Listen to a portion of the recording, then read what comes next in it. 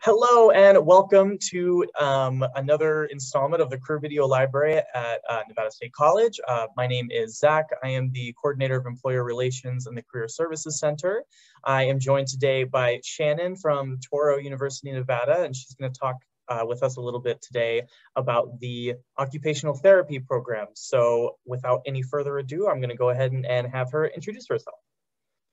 Absolutely. Thanks for having us here, Zach. Like you said, my name is Shannon McDowell. I'm the Admissions and Recruitment Program Manager at Touro University, Nevada for the entry-level Occupational Therapy Doctorate Program. So you'll hear me refer to this as the OTD program. That's just shortening that name. And then you may have seen on our website, I also go by Shannon McShane. Both names are good, they work, and all of my emails work. So just so you know, if you see me on the website, I'm still me. Awesome, thank you.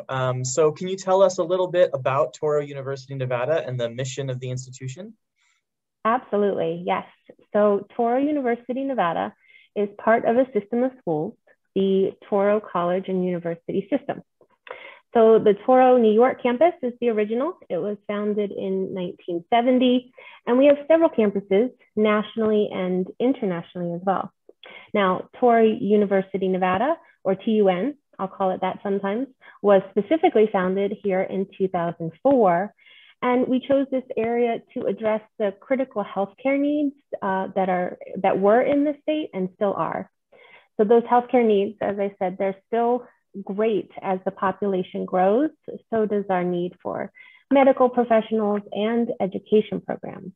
And then as for our mission, that is at the very heart of who we are at Touro University, Nevada, to provide quality education programs in the fields of healthcare and education in concert with the Judaic commitment to social justice, intellectual pursuit, and service to humanity. So that is our mission, and the Touro College System is a Jewish-sponsored institution, so it's a safe place for those who practice the Judaic values, despite that most of our students and faculty and staff are not Jewish. But the social justice mission and the service to humanity is present in all we do on campus. Awesome, thank you. So in case anybody doesn't know, can you tell us what occupational therapy is? Yes. So we get this question a lot, even students that, maybe new PT and they want to know more about OT. So occupational therapy is actually the only profession that helps people across their entire lifespan to do the things that they want to do and they need to do through the therapeutic use of daily activities, also known as occupations. So many people think of occupations as jobs or careers, but at its root, an occupation is what we do to pass the time in enjoyment or in our careers. So for some, it's gardening or simple things of doing laundry and taking walks and even dressing ourselves. That's an occupation. And so occupational therapy is about ensuring that every person can live their life to the fullest despite any physical or even cognitive impairment. Okay, good to know. Thank you. So can you talk a little bit about the occupational therapy program at Touro University, Nevada, and what makes it unique? Absolutely, because I think our program is unique. So it's a good question. Our program is an entry-level program, which means a bachelor's degree, not a master's degree, is the minimum. So a lot of applicants will hear, oh, this is a doctorate program, I have to have my master's already. Nope, it's entry-level, meaning most and many of our students are fresh from their bachelor's degrees, or they're coming to OT from a completely separate second career.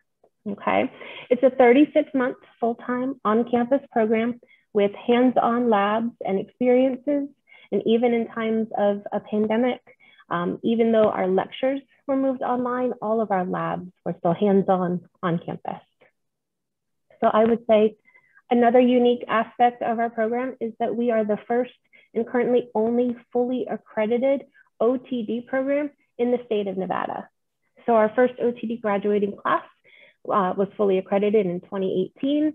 And so that's a few years of us already getting this program kicked into high gear. And then I would say the final thing that makes us unique is our OTD capstone.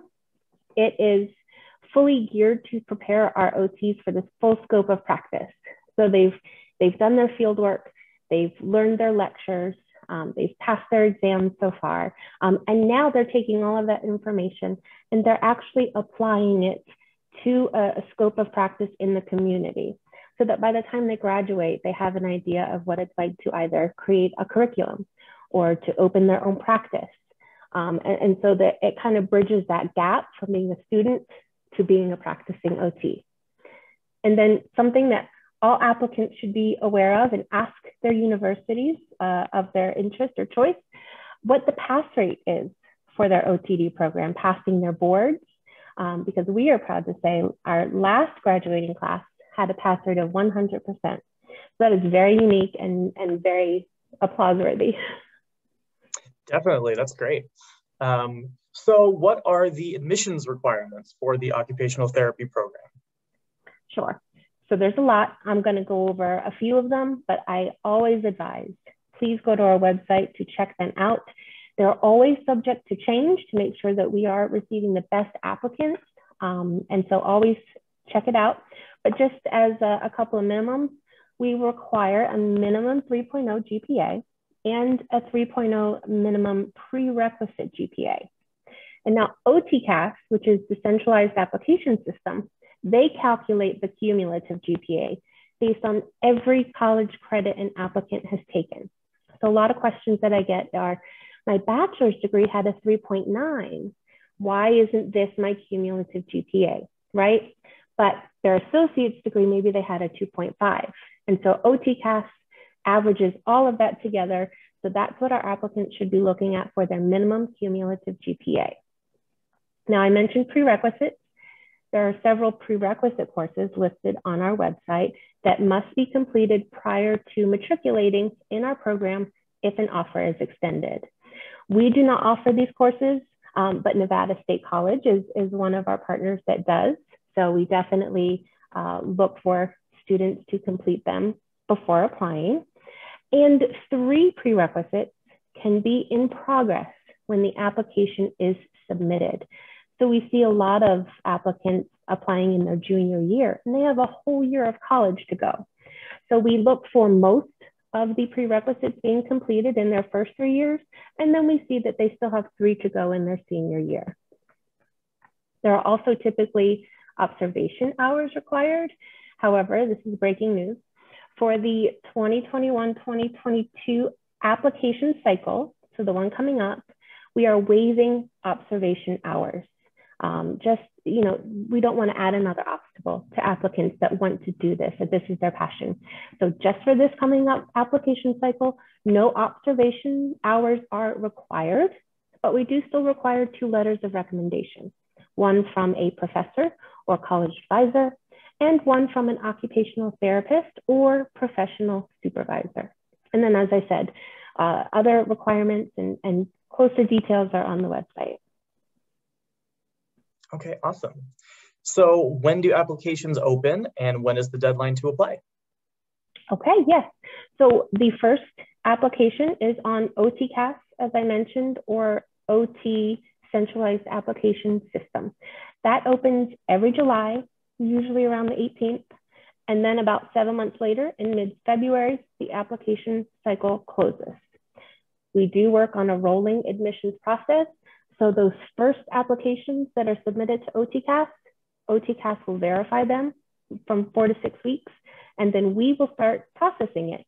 So those early applications will get early consideration since we start interviews every November.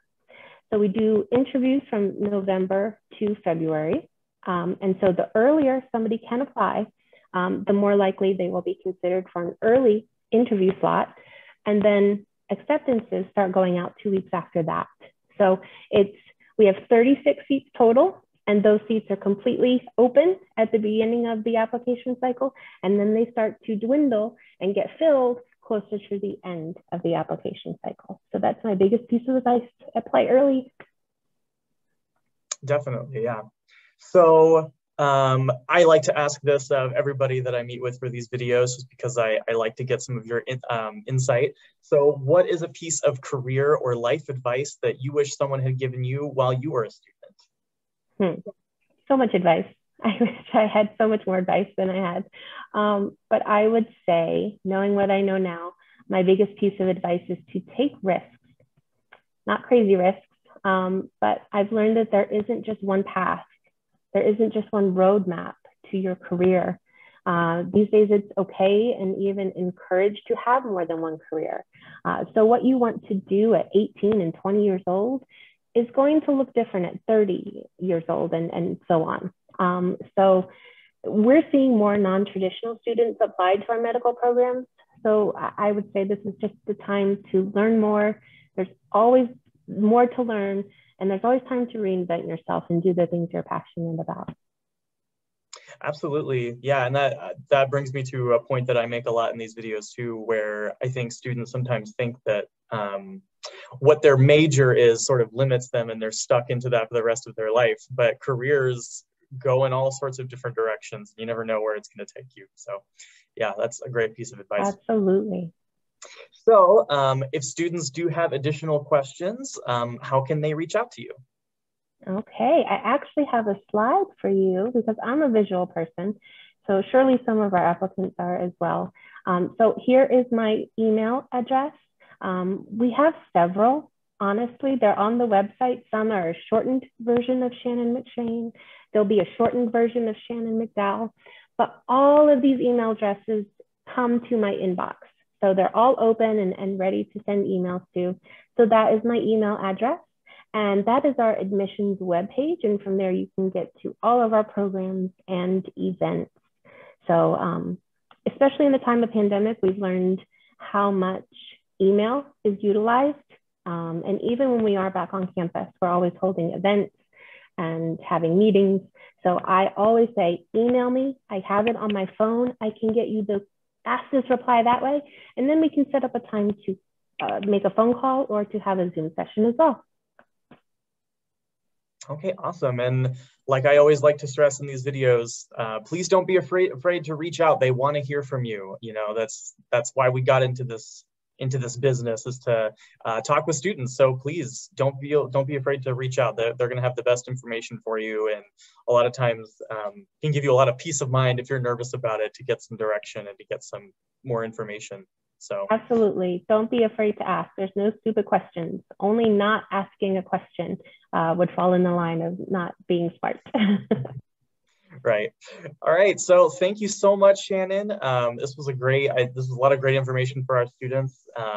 Students, make sure that you check out any other videos on the Career Video Library that you're interested in. Make sure, if you want any more advice about grad school, you can make an appointment with us at calendly.com/NSC Career. If you select grad school appointment, it'll be me. I handle all of those, and I'm very nice. So if you have any other questions about preparing for grad school,